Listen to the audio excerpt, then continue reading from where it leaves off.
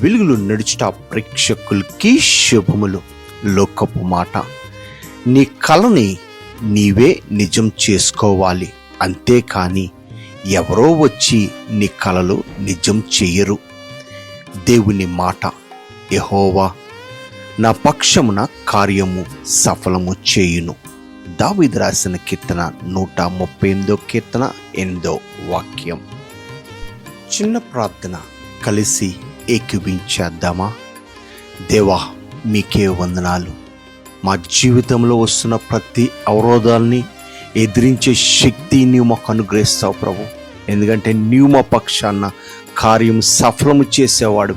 అందును బట్టి మీకు వందన స్తోత్రాలు చెల్లిస్తూ యేసు నామమున వేడుకుంటున్నాము తండ్రి, ఆమేన్.